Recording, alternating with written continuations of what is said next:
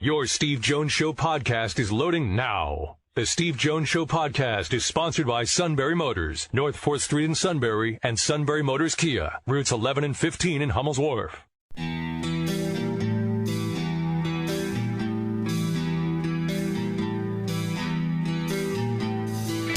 Sports talk where your voice counts. This is the Steve Jones Show on News Radio 1070 WKOK. Now from the Sunbury Motors Studio, here's Steve Jones.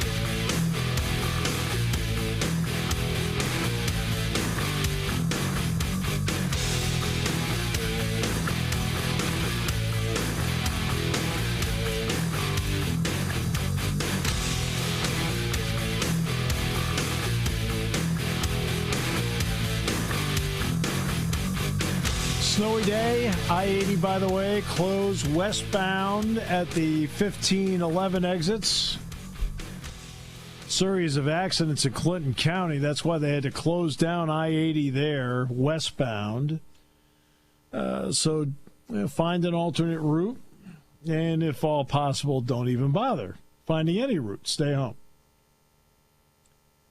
Great to have you with us today on this Wednesday. National Letter of Intent Day, the early signing period for college football. Greg Pickel in a few moments, but first our play-by-play call of the day.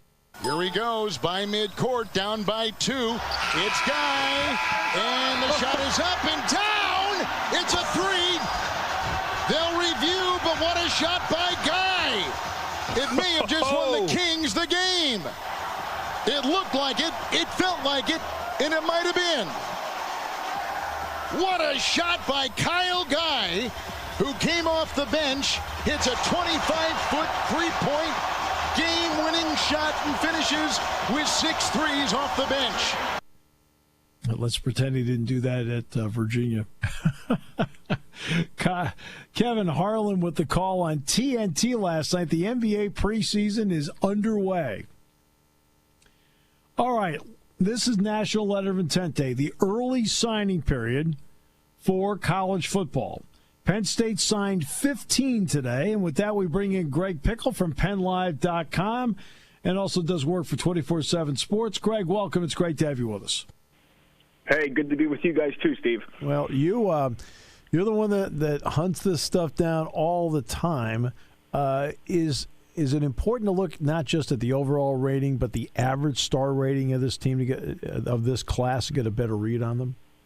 Yeah, absolutely. I mean, I think that's especially the case with the fact that they have probably, I have to go back and look to be 100% sure, but this is definitely one of the smaller classes they've had in the last 10 years. So, it just, when you have a small senior class, it's going to work out that way. And you had more guys come back than you thought last year that, didn't leave for the NFL. So just kind of a lot of things that went on in this cycle. But, it reminds me a lot of 2016, Steve. Penn State, as we sit here and talk about it, in the 247 Sports composite ranking, at least last update I saw, they were number 19 this year, nationally, number 5 in the Big Ten. That'll fluctuate some as guys decide over the next couple of days and then decide in February if there's a few of them left to do so as well. But I think it's a safe bet to say this is a top 25 class for Penn State, if not a top 20 class, and it's going to be top 5 or 6 in the Big Ten. But when you go back to 2016 and look, that was a class, too, where I think a lot of people thought Penn State could have done a little bit better. Dwayne Haskins was in that class, and there were some other receivers.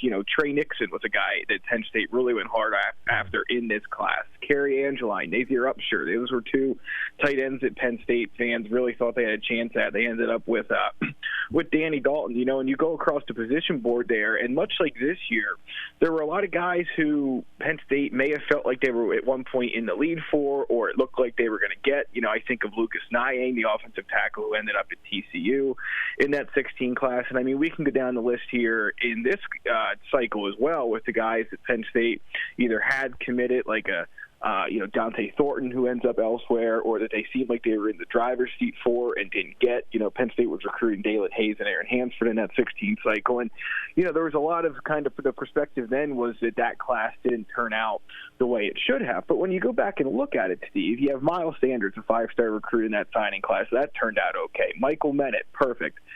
Shane Simmons, a guy who's come on late here, obviously dealt with some injuries, but has been a tremendous locker room guy. I know you don't recruit 4-stars for that, but he certainly hasn't hurt the program. Connor McGovern was in that group, Cam Brown.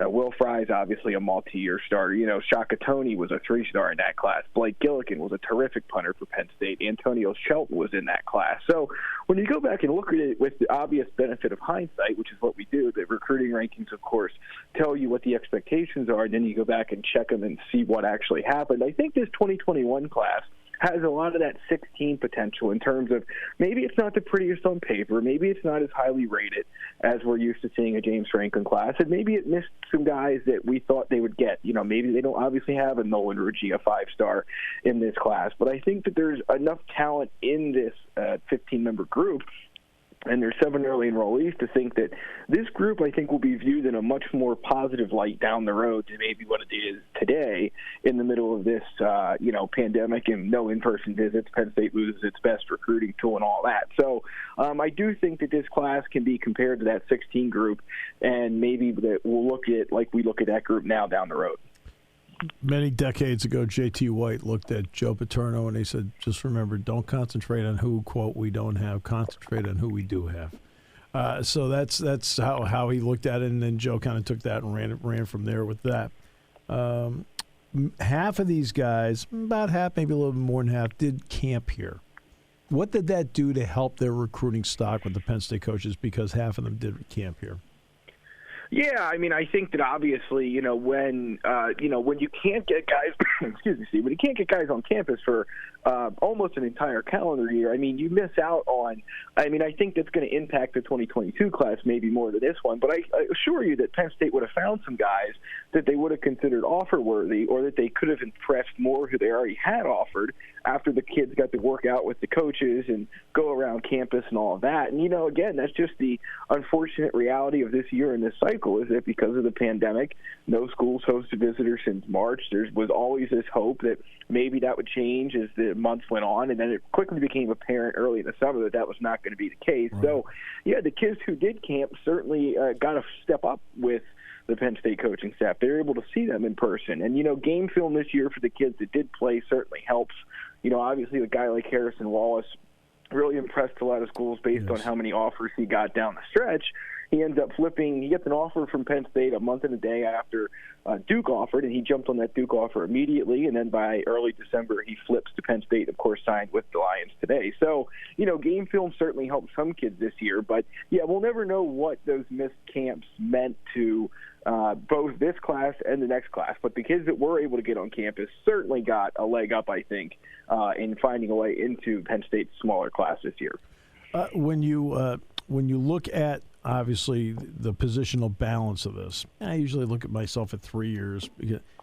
Look, I admit, I don't look at any of the highlight tape. I don't. It doesn't tell me much. But and I only say that because I get to see them in practice. So that's where I start to really form an evaluation, just to be fair. But when you look at the positional balance of this team over the last 3 years, this class with the last two, what are you saying? Yeah, obviously, I think the maybe biggest concern of this particular group is that it's a little light on offensive and defensive linemen. Penn State, so they're starting with the offensive side of the ball. They're going to lose Will Fries after this season, and I'll just work under the pretense, Steve, that no one's going to use that extra year of eligibility. We'll see. Right. But, so Will Fries goes, Michael Menick goes. You probably would have liked a guy or two more in this class. Defensive line, same thing. You get Rodney McGraw, who flips from Indiana. You may have liked to see maybe another guy or two there. But, again, I think the tough part about looking at positional balance, and I'm sure Andy Frank speaks with the reporters in about 45 minutes, is going to discuss this some too, but positional balance anymore is really a challenge. I remember early in Andy's time here, he had talked about the fact that when they got here, they needed to balance out their scholarship table and their roster grid and make sure that they had enough depth at every position. And we all know which positions they were in a bad place with. And, you can get to that point, and then through the transfer portal and injuries and guys leaving early, you can quickly find yourself in a world of hurt. So, obviously I think they like what they have at receiver, but if Jahan Dotson would decide to go to the NFL, you're a little bit light there all of a sudden. Defensive end might be a spot you would consider a little bit light. So, they have some work to do. Safety, I think you could have that same conversation too. So I won't be surprised to see if Penn State does look to find some portal help this year. But ultimately, I think they're doing as well as they can. We'll see if they get another running back with Deshaun Morrell, the 3-star Alabama running back who's going to decide between UCLA and Penn State on Friday. I think they like to take a quarterback, like to take a running back in each cycle. So, and I think the one thing that's worth noting is the special teams gets helpful too. Sanders Haydick's a really good specialist and is going to help the depth of that room for years to come. So, not bad over the last 2 cycles, but again, it's just hard to completely evaluate until you don't know the whole picture, and without spring practice, that obviously convoluted things last year. So hopefully that's back on as normal this year, and you get, if guys don't like where they're at after that, they leave and move on, and then you get some better feeling for where this roster and depth chart really are. But with the extra year of eligibility still in play, and obviously the portal will open soon, and guys could go to the NFL draft, it's tough to really get a strong grasp on it at this point. Let's talk about the portal for a moment. How much does that change your job? You're always looking at high school players all the time and what their intentions are going to be. Do you now have to expand that job to then start looking around at collegiate rosters to start saying, okay, transfer portal possibility and what they look like and evaluate them that way? Yeah, not so much. Usually, the 247 Sports, ESPN, and Rivals do a nice job of tracking those entries on a daily basis. So I think we get that information pretty quickly when a guy goes into the portal. If he's somebody who a Power 5 school might want, and even if he's not, that information is pretty well known not long after that guy goes into the portal. So it's more about just waiting to see, okay, does this guy have any connection to Penn State staff? And now, obviously, they have some new guys on this staff. So maybe the previous staff didn't, the guy that came before this coach or that coach didn't recruit this kid, but the new coach recruited him at his old school. So could there be a connection there? What is the position fit? What has the kid been saying? Why did he leave? Did he leave because he wasn't playing?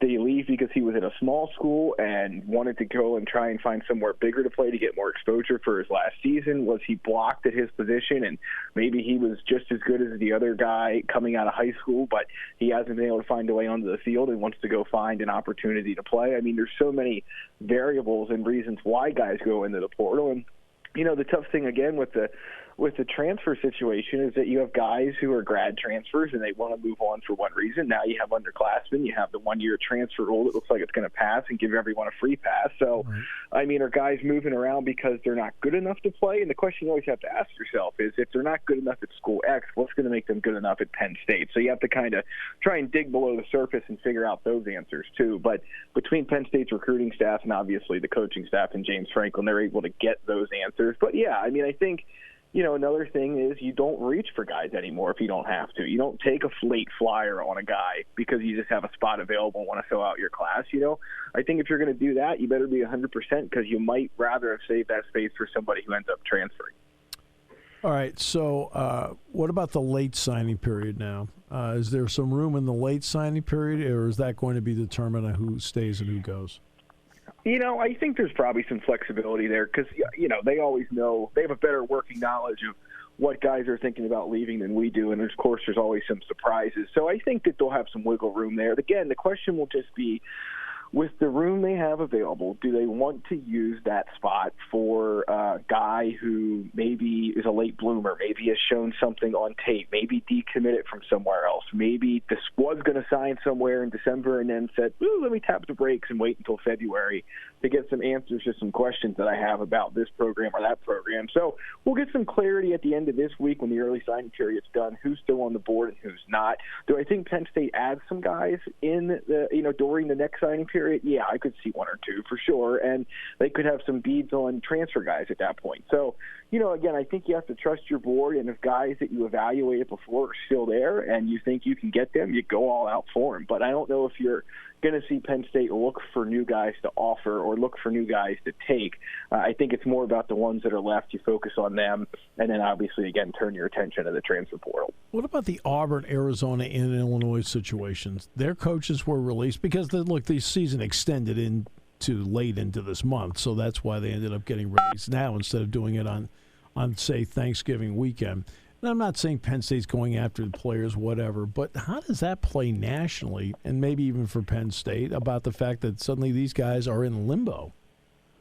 Yeah, it's certainly something to watch for here because obviously Illinois is the kind of prime example of a school where these kids are set to sign with that school on Sunday, and all of a sudden, on Wednesday, and all of a sudden on Sunday, Lovie Smith is out, and now you have to say to yourself, well, what do I do at this point? Because there were so many commitments early this year that I don't think there's a lot of schools sitting around with open space. And if they have open space, they may not be able to fit every kid in that class if you wanted to decommit. So now you're sitting there and say to yourself, okay, well, I'm not signing now. I'm definitely going to wait until February. Meet the new coach. But, we've seen that happen too, where kids committed to a school, to an old staff, and the new staff comes in and says, yeah, you don't fit our system. You don't fit what we're looking for. And that kid's kind of left holding the bag trying to find somewhere else to go. So I do think that is worth watching what those schools how many kids they sign during this period, what their other commits decide to do. And it's tough. You're right. I mean, the season backed right up against the signing period here, which was tough for everyone, especially for schools like Penn State and Illinois, who still are playing a game this week, and they have to do all this stuff. An interim staff has to try and keep a recruiting class together and get ready for a game. I can't imagine how hectic things are in Champaign. Of course, they're crazy here too, but at least the staff's been together for a long time. Its class has been solid for months, and it didn't have really too much to worry about. So, yeah, that's something to keep an eye on, though, too, Steve. And then anyone who might move on and change jobs after this week, too. Again, if guys maybe got the sense that someone's going to move, a coach or a coordinator or a position coach, and they wanted to wait to sign. So, yeah, we'll have to take a look, again, Saturday morning, Sunday, and early next week, see who didn't end up signing that we thought would, and then evaluate where they could possibly stand with Penn State, if that would even be an option worth considering. Thank you so much. Appreciate your time, Greg, as always. All right, always a pleasure. When it comes to car buying, there's the other guy's way, and then there's the SMC way. The other guys force you into a vehicle you really don't want. The Sunbury Motors way lets you take the time you need to browse, ask questions, and take the test drive and think on it. For over 100 years, the Mertz family and all their employees have made your experience the most pleasant one you'll ever have. The other guys won't offer you the best price for your trade, no matter how much they say they will. The SMC way is their promise to provide you with the most money the market shows your vehicle is worth. The SMC way is to offer you all applicable factory rebates on new vehicles and generous discounts. Looking for a pre-owned vehicle? The SMC way checks each vehicle in a 200-mile radius to determine the lowest price, then beat it. It's the lowest price promise, just part of the SMC way. The choice is up to you, the other guy's way or the SMC way. The SMC way wins every time. Sunbury Motors Company in the North 4th Street Auto Plaza, Sunbury, and at sunburymotors.com. Selling more cars and satisfying more customers for over 100 years.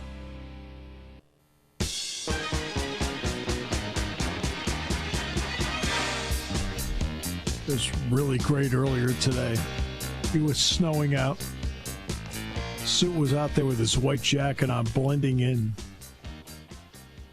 Suddenly this started to play from the Tramps, Disco Inferno. And he spun that white coat over his head, slipped and fell on his... Okay, it's just, it's just one of those moments. Yeah, it was an ugly scene, I gotta say. Depends on your perspective. Oh, you people are awful, horrible show. Hate it. The class. First of all, I look for position balance. I see position balance, and I don't mean position balance within this class. I try to take the last 2-3 classes and see where this fits in. So the position balance with this is good. The average star number is good. And look, I never really put a value on, didn't think too much about stars and so forth before, because I know Joe didn't value it that much, so I probably was influenced greatly by that. But look, I understand. It gives everybody at least a gauge about where a guy is, what people think about them. So I understand that part. So the average star number is really good with this class. This average star number fits in with the average star numbers of the other classes that I've had that have been in the top 15, in the top 10. The average star number of this group is right there with it. The problem is that you have 15 people and not 25. But that's to be expected. When you have a senior day with 12 seniors running out of the tunnel, that tells you you're not going to get you're not going to get great numbers in recruiting. It's as simple as that. Andy's right, though. I know Greg brought this up because I asked about it, but Andy Frank is right about this. The director of player personnel for Penn State is that, look, they're going to have to take they've got a couple spots they're looking at in the late signing period, which is the first Wednesday of February, and they'll be looking at the transfer portal. I know that they're still looking at defensive ends. I know they're still looking for, at an offensive lineman. I know they're still looking at another wide receiver, depending on what it happens to be.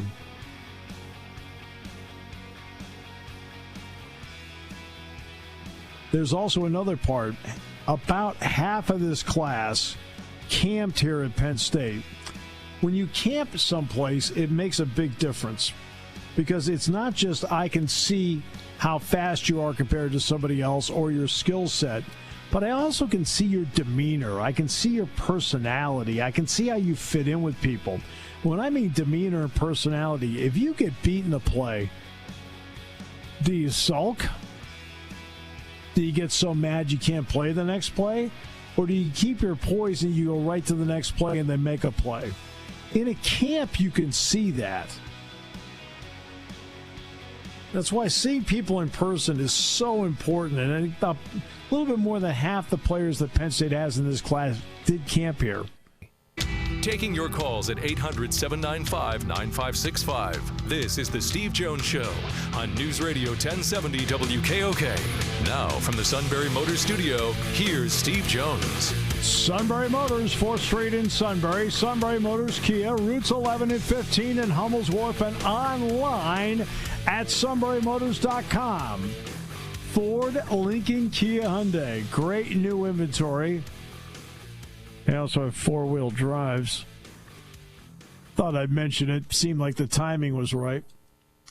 And not only that, they have great pre-owned inventory. Maybe that's what fits your budget. Well, they have a great selection of that, which is really important. And it comes with the Sunbury Motors guarantee. It's a good day since you can't really go out to the lot today. It's a good day to check everything out online at sunburymotors.com because the holidays are a great time to buy a vehicle. I mean, the other day, for example, Matt was out in the parking lot and there was a big tag on it that said, "To Matt from Matt." It's like, And then he looked over at me and he said, "I deserve it." That's right. Well, I wouldn't get cocky about it. That's an old line Joe would set you up with. He'd give you a build up or whatever, and you go, "Oh yeah," and he'd say, "No, well, I wouldn't brag about it." Oh. That guy's sense of humor was something. He could give you the needle. I'll tell you, Joe could give you the needle. He was, sharp, quick. Oof. I know the suit said, it said to me, I'm a lot like him. There was dead silence just like now. All right. Okay. If you say so. All right, so letter of intent day. This is where you're replenishing, but it's just so tricky now. And the reason it's tricky is you don't know how many players are coming back. Now, obviously, they have,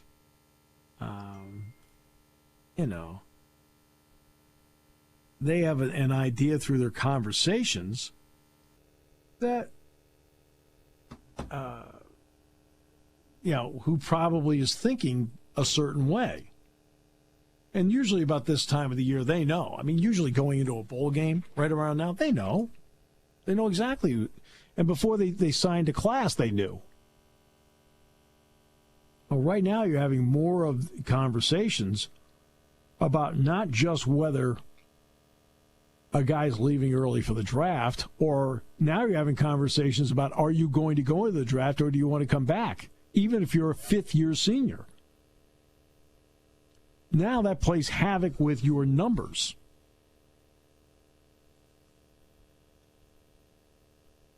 That plays havoc with your numbers. And I think that it is, and then you get to the transfer portal. I think that is going to become, for some programs, not this pro. I think for Penn State, for Penn State, my opinion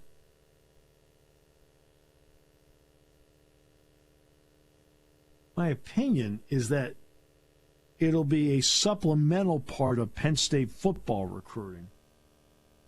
I think initially it might become an important part of the next Penn State basketball recruiting cycle. Penn State basketball needs to remain older, and Penn State, of course, right now does not have any signees.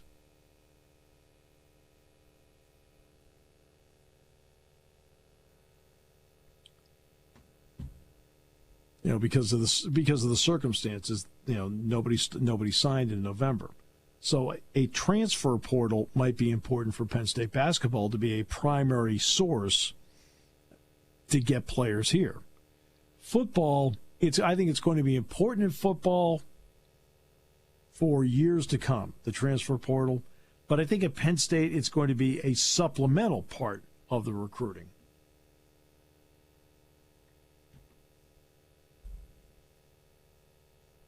Just my opinion. Because again, I think when I'm watching. Well, first of all, okay, let's go with Illinois. Well, Illinois is loaded with transfers. The top receiver, Josh Ematahabi. Ematahabi is a transfer from USC. His brother, who's the backup tight end, who actually played against Penn State in the Rose Bowl, played in the game. He did not watch the game. He played in the game. Transfer from USC. Hightower, the wide receiver, transfer from Miami. Chase Brown, the running back, transferred in from Western Michigan. Brandon Peters, quarterback, transferred in from Michigan. I mean, this is just the offense. This doesn't include the guys on defense. In fact, they even refer to themselves in their game notes as Transfer U, because that's what they tried to do. They tried to get well quickly by using the transfer portal. Now, they made a bowl game under Levy. Luke Ford, the tight end. I want to say Ford transferred in. I want to say from Oklahoma State. Something like that. And they have transfers on defense. I don't know. And I'm using Illinois because Illinois, it's worked to a point, but has not been the total solution. I guess that's my point. I also think that Penn State over the years has done a good job of it's one thing we talk about the star rating going in.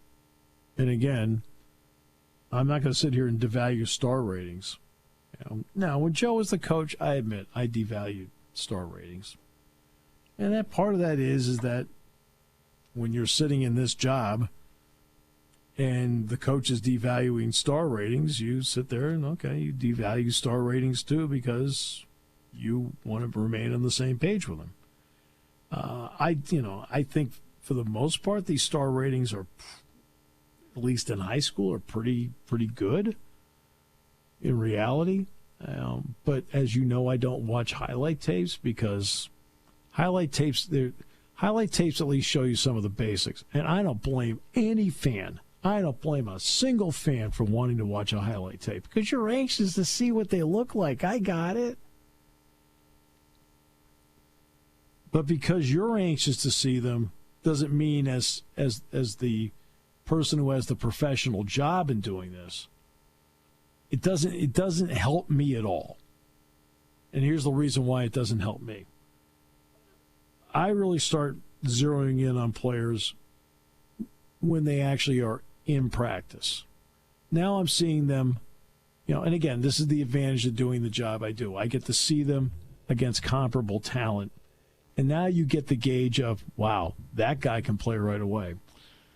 I don't know. This guy might help this season, right? Or you know what? That guy's a year or two away. Or a couple guys you look at and say, boy, I don't know, I don't see it. I mean, that happens once in a while, where you look at somebody and say, oh, man, I don't see it. Well, let's give it some time. Maybe I'll start to see something. In all seriousness. And that's where I get my evaluation. When you look at, there's certain things you can see, too, when you're watching them in practice. And it goes back to what I talked about camp earlier. Something that's not going to show up in the highlight tape. All right, you're doing great, you're doing well. What's your demeanor? How are you carrying yourself? You just locked in on the next play? You working every day to get better? Or do you look around and say, yeah, I got it made? See, Saquon Barkley never for a second here thought he had it made. I've always considered Saquon to be a perfectionist. I mean, if something went right, man, he would look around and go, oh, you got to be kidding me. Now, he fueled himself and made himself better. Justin Shorter was a guy that was always his worst enemy in terms of his own critic, but he couldn't get it out of his system, and he kept compounding it by thinking too much. And it's not like Justin Shorter doesn't have some talent. He does. And I hope he's doing great at Florida, but he was always his own worst critic. The difference was Saquon would do something about it.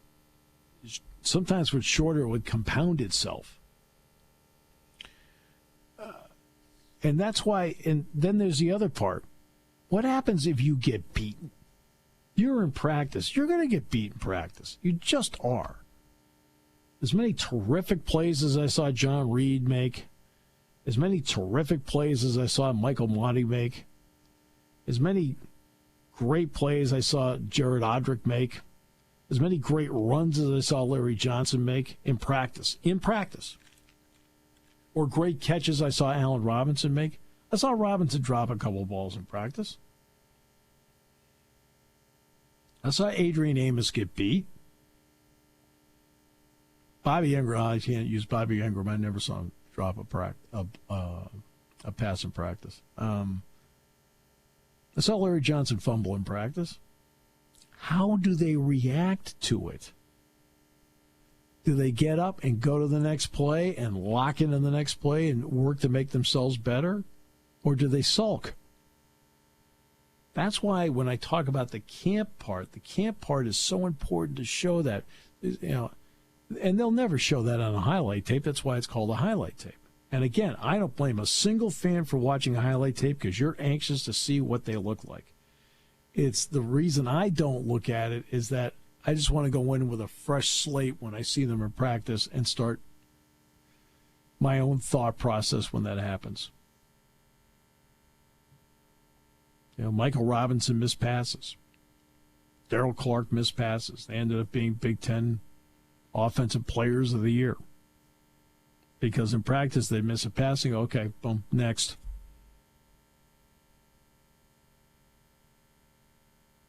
Trace McSorley, next. There was something that every once in a while Christian would get, Hackenberg would get too frustrated about something. Like, it's like, settle down. And that's what you're looking for. You're looking for the complete package of player, a guy that has the athleticism, a guy that has the attitude, looks like the guy that's willing to make a sacrifice, looks like a guy that's willing to compete. Somebody that has a real big-time work ethic. These are all things that you can spot in a practice. And that's why I'd rather go in personally. It's my own personal opinion with a blank slate, so I can start then formulating. Okay, let's see what we have here. Boy, it looks like he could play now. I mean, like right now. I'll tell you, by midseason, I'll give you an example. I thought by midseason Marquise Wilson last year could play. I told Jack, I said, I think by midseason he might play. And by midseason he was. Then there are a couple guys that you look at and say, you know what, they're going to need a couple of years. Judge Culpepper was one. I looked at Judge and I thought, it might take Judge a couple of years, but he'll eventually play here. Well, now Judge is playing here now. Now, sometimes you miss on somebody. I mean, like anybody, you miss. You sit there and go, man, I thought that guy would be playing by now. or I think the guy can play now, and then all of a sudden he does play now, and guess what? He's struggling. I mean, that happens. But the highlight tape, valuable for the fan that's anxious to see what they look like. I get it. For me, not so much because, I mean, if you're going to show me a highlight tape, I want to see if the guy misses 3 shots in a row from the corner. And then see what he does down the floor the next time.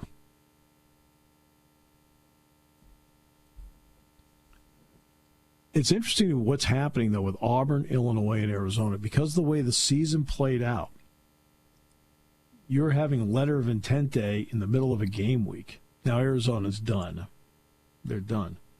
But all 3 of them got rid of their coaches before the signing date. Wow. Thought that was interesting. What becomes of those recruits? What if you're the assistant coaches at Auburn, Illinois, and Arizona? Or let's face it, every one of them feels like they're a lame duck.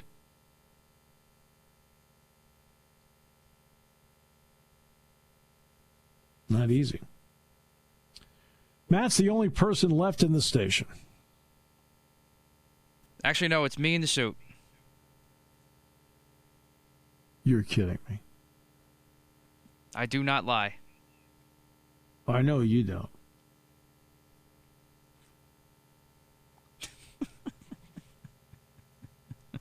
I'm baffled by this. This guy takes his birthday off. All right, we'll come back with more in a moment here on News Radio 1070 WKOK.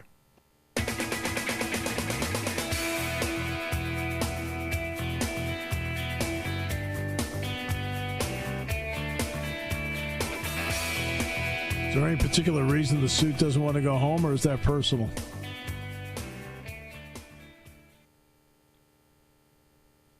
Just was wondering. Maybe we can't have that much business. He feels he has to be there at the moment. It's snowing out.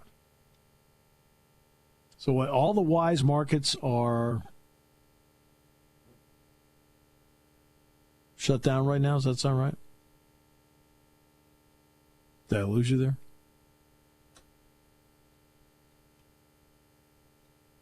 Just wondering if I lost Matt here. All right.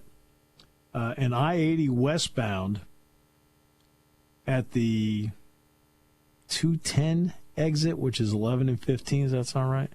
Yep, it's 15 there, which is the Lewisburg exit, and that's where it's closed, and it stretches into Clinton County because of the accidents there. So, yeah, that's westbound, not eastbound, but westbound. Correct. Yeah, and then alternate routes that are in place now is I-80 West, or I-180 West, excuse me, to Route 220 North or Route 15 North to 220 North to get you into Clinton County.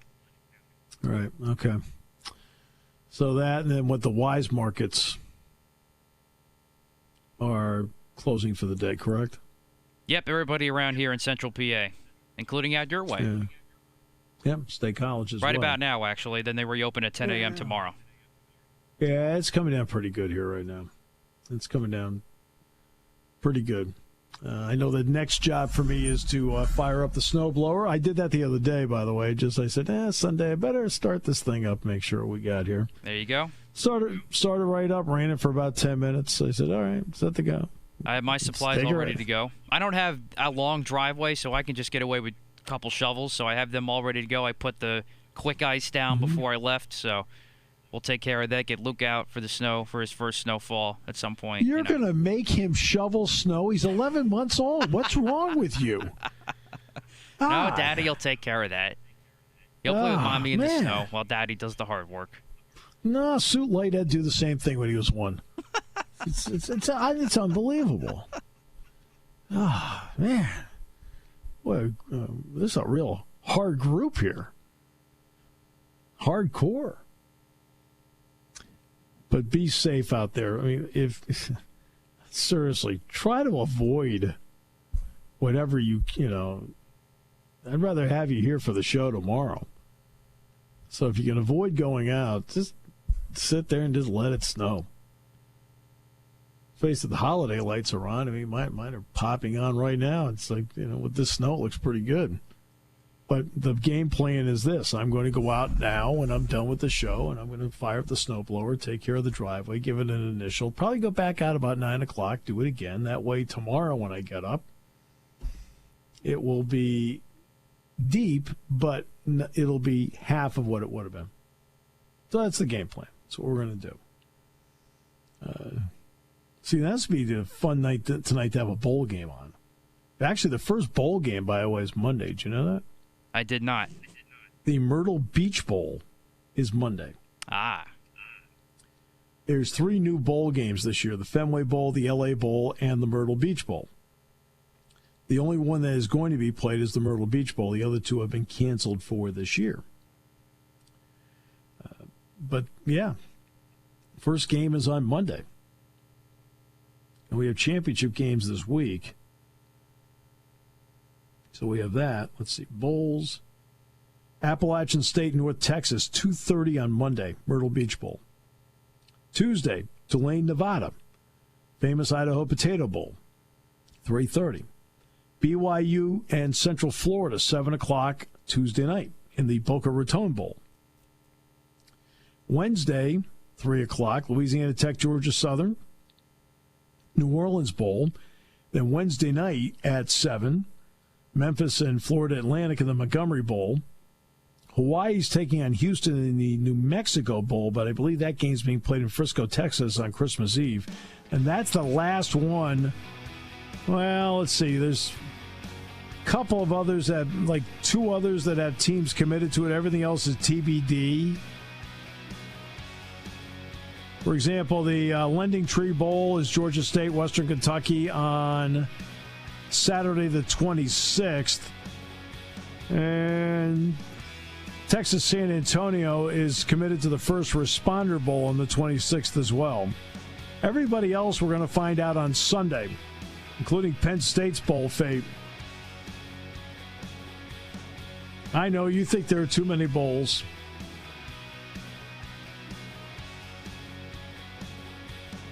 Yes, we got to calm down a little bit. Doesn't matter to me. Kansas State, by the way, became the first Big 12 team to opt out of a bowl today.